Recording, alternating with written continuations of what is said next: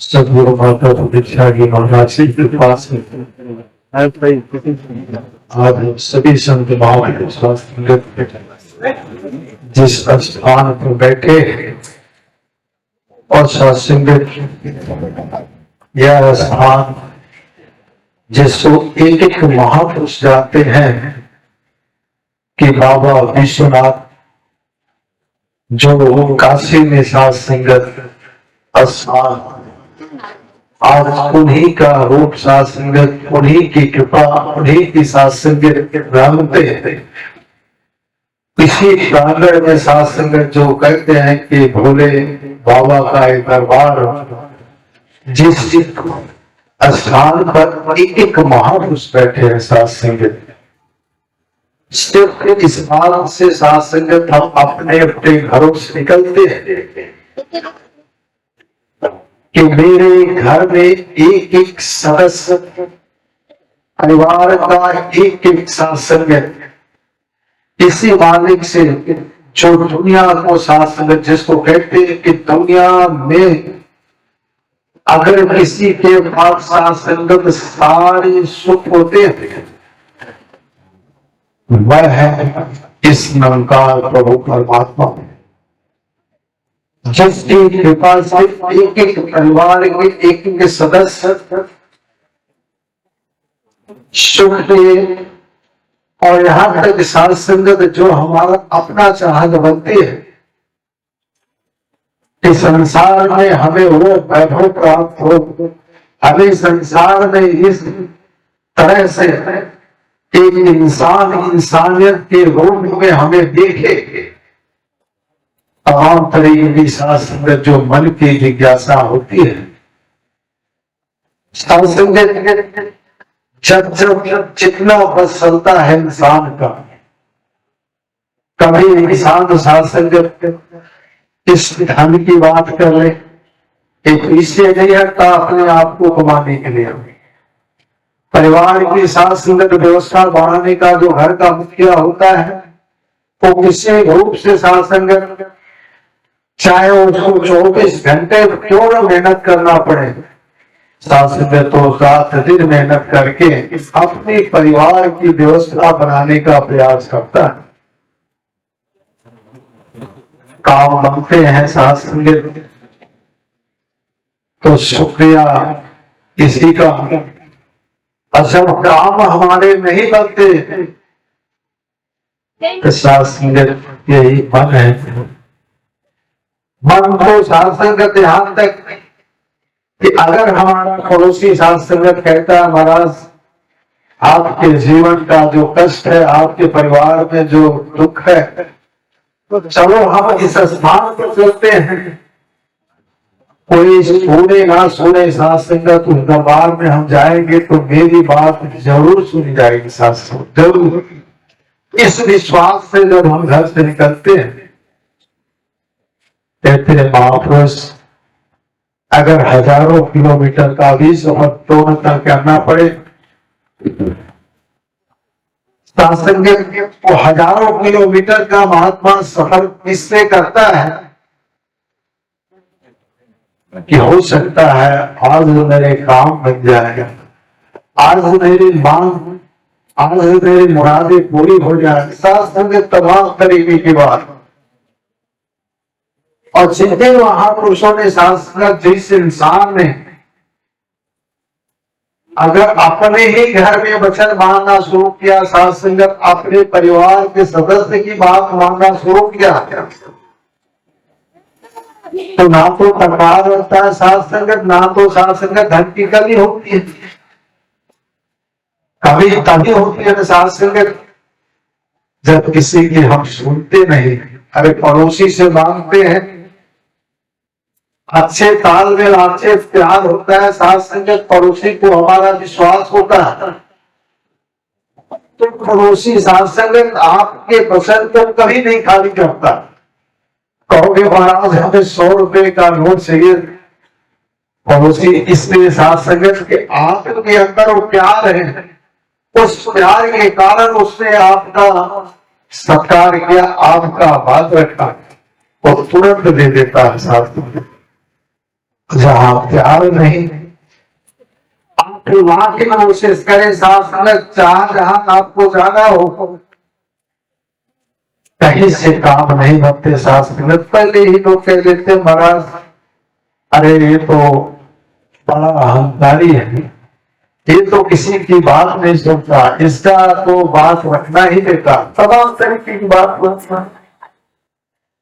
जैसे आज हम सभी संत महापुरुष बैठे हैं साथ संगत इतने स्थान भोले बाबा की नगरी में, भोले बाबा के स्थान में, और साथ संगत ऐसा नहीं, यहाँ पर हजारों हजारों लोग मत्थे इसलिए देखते कि साथ संगत मेरी कोई सुने ना सुने, ये अंतर्जामी दुनिया का मालिक है, ये मेरी बात जरूर सुनेगा साथ संगत। साहूकार भी होते हैं,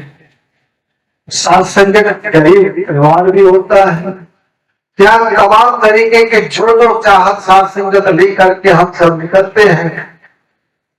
इसी मंदिर पर साथ संगत ऐसा नहीं, इसी मंदिर पर भिखारी बैठते हो, कोई साहूकार भी साथ संगत अपना काम करते हैं, मंदिर पर भिखारी भी साथ संगत बैठ करके वो भी अपना काम करते हैं। सोने की बात होती है सर, कहते हैं वो भिखारी आपसे उम्मीद लगा करके बैठता है कि आने वाला जो भगत है वो मेरे ऊपर कृपा करेगा, और भगत जो साथ संगत जिस स्थान पर जा रहा है उस हाथ जोड़ के अरदास करता है, मेरे प्रभु मेरे जीवन के आधार और मेरे भजन का साथ संगत, महात्मा ने भजन तो निकालने की बात छोड़ो, साथ संगत जिसको कहते हैं कि तो अंतर्यामी है, दुनिया का मालिक, मन में विश्वास हुआ साथ संगत, वो मेरी बात सुन के जब भिखारी में साथ संगत लोग कहते हैं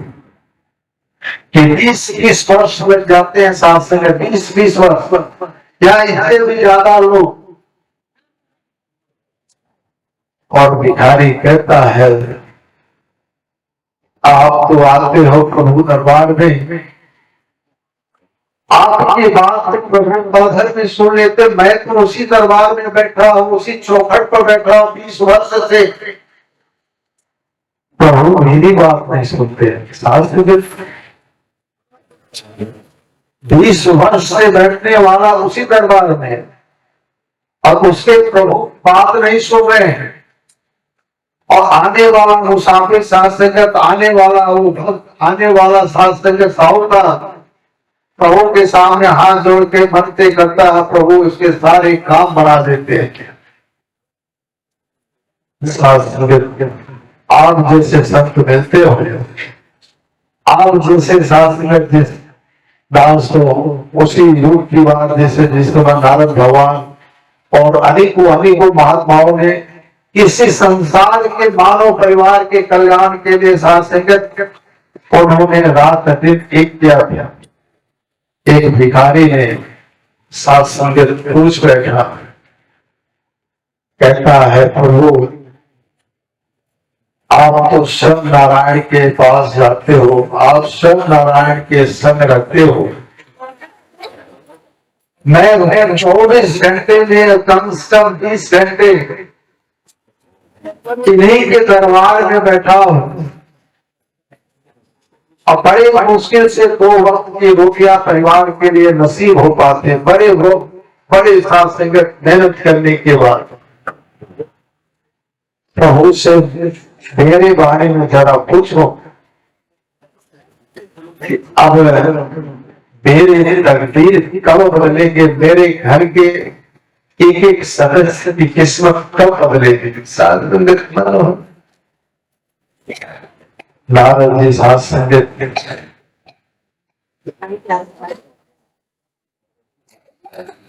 कहते हैं जरूर आपकी बात मैं प्रभु से जरूर साझा करूंगा, आपके बारे में सारी की सारी बात प्रभु के बताओ। नारद जी भगवान के सामने होकर के और भगवान से यही अरदास कि दुनिया को तो आप सुख बांटते हो, एक महापुरुष जो आपके पास आते हैं तो खुशियां आप उठाते हो, और आपके दरबार में आपके चौखट पर बैठने वाला वो भिखारी 20 वर्ष से और अपने परिवार के लिए अपनी आपसे इच्छा रखा है, आपसे पूछा है कि इस परिवार का किस्मत आप कब बदलोगे। अभी साथ संगत प्रभु ने कहा कि जिस महात्मा की बात कर रहे हो, अरे इसने तो अपने हिस्से का एक एक महापुरुष से मांग मांग करके ये तो अपने हिस्से का पूरा ले चुका है। अब इसके पास बात पर अगर रुपये की बात कर ले, शास्त्र संसारिक अवस्था की बात कर ले, तो आप 500 रुपये बचे। शास्त्र तो 500 रुपये का नाम लिया। शास्त्र दास या महात्मा भी इस समय है, सभी 500 रुपये के सभी काटते। और भगवान की सारी बात शास्त्र नारद भगवान ने उस भिखारी से आकर के कहा कि तेरे किस्मत में अब तो कुछ बचा ही नहीं है, अब तेरे जीवन के 500 रुपये, पूरे 500 रुपये में पूरा जीवन आपको यापन करना है। अब शास्त्र भिखारी परेशान, भिखारी के मन में शास्त्र की स्नान के लिए कि कोई बात नहीं, जब प्रभु कह रहे हैं तो सत्य ये बात है। और 500 रुपये के लिए नारद जी से फिर भिखारी ने कहा कि प्रभु से कहना कि जो पूछा है मेरे हिस्से का वो हमें अब दे दे, कम से कम 500 रुपये मिलेगा तो मैं 1-2-3 दिन जितने भी शास्त्र अपने परिवार को आनंद से रख सकता हूँ, अपनी खुशियां मना सकता हूँ। शास्त्र प्रभु से मेरे हिस्से का वो 500 रुपये मांग लेता हूँ। ठीक है महाराज, आपकी बात जरूर प्रभु से कहो। शास्त्र गुरु का काम जो भी प्रभु के पास फिर जाकर के उस 500 रुपये के कि भाई ने आपका 500 रुपये जो था वो भी मांग लिया है, कह भाई ठीक चले जाओ, उसकी मर्जी उसकी इच्छा। अब वो शास्त्र 500 रुपये लेकर के जब नारद भगवान उसको दिए तो वो 3-4 दिन की शास्त्र खाने पीने की सामग्री जो 100 पूरा करना था शास्त्र वो सारे कुछ और कुछ माया उसने बचा रखी। उसके मन में एक विश्वास, उससे कहा अपने मन से,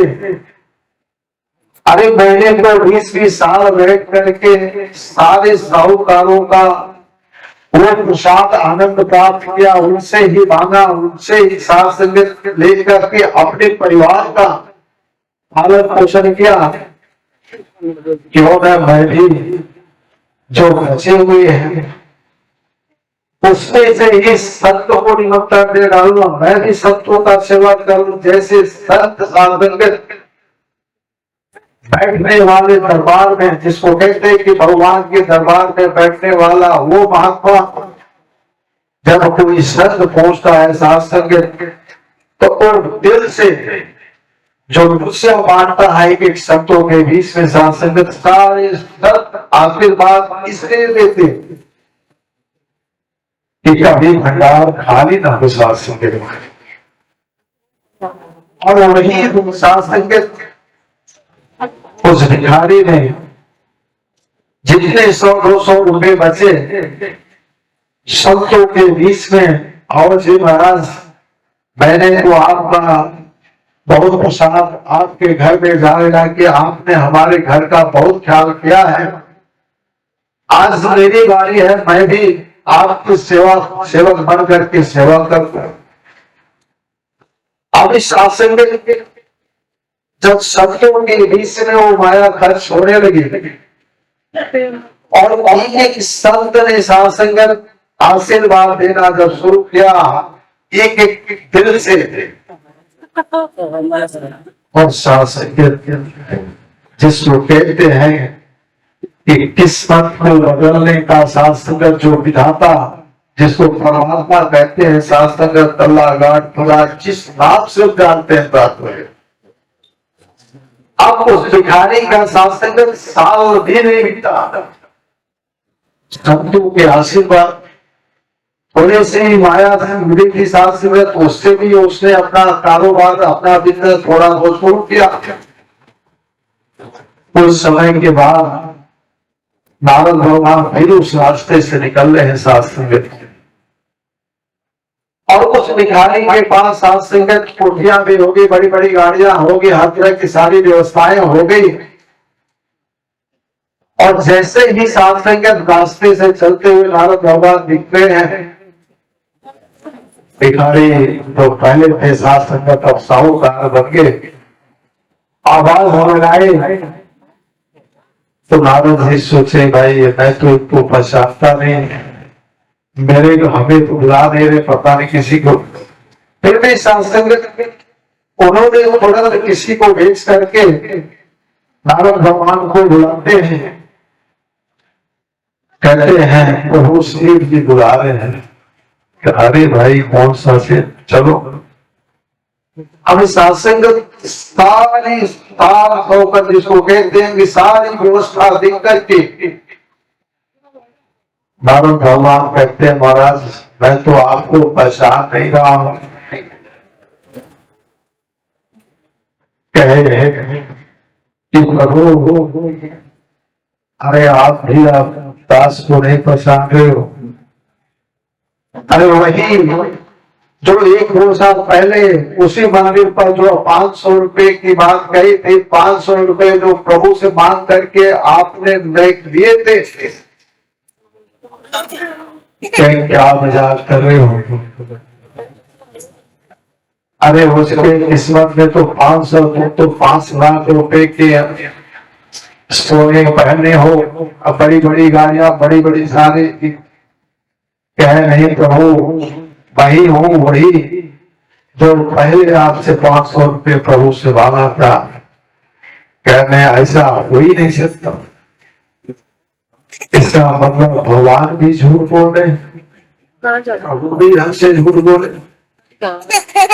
अब संस्कार तो झूठ,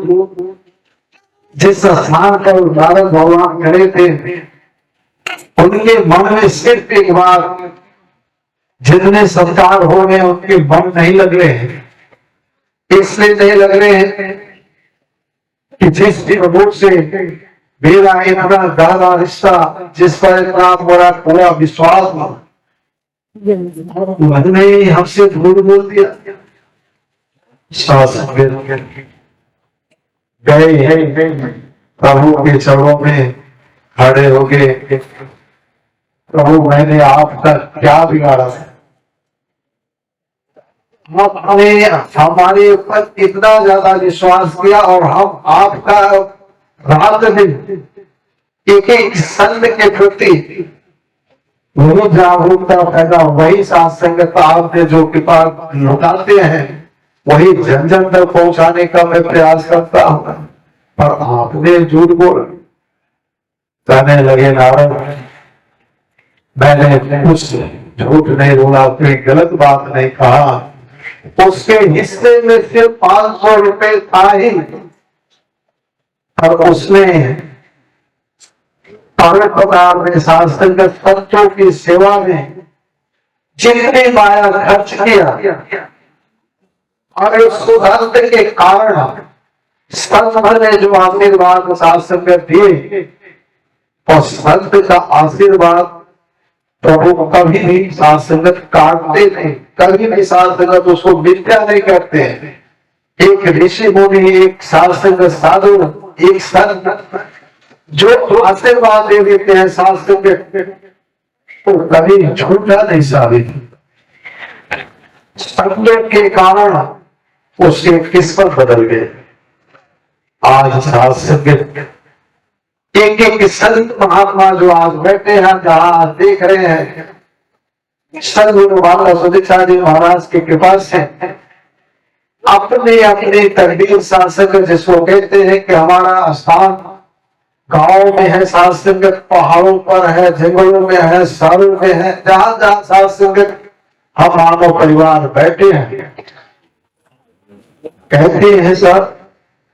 कि क्या गुरु हमें देख रहा है? यकीन मानो सात्संग गुरु को अंदर जाने जो कहते हैं कि दुनिया में सात्संग चाहे वो 7 समुद्र पार भी है, अगर भगत ने आवाज दिया है, भगत ने सात्संग पुकारा है, तो वो उसके घर में सात्संग, उसके आंखों के तारे बन करके, उसके आंखों की रोशनी बन करके सुख दे देता है, सात्संग सुख दे देता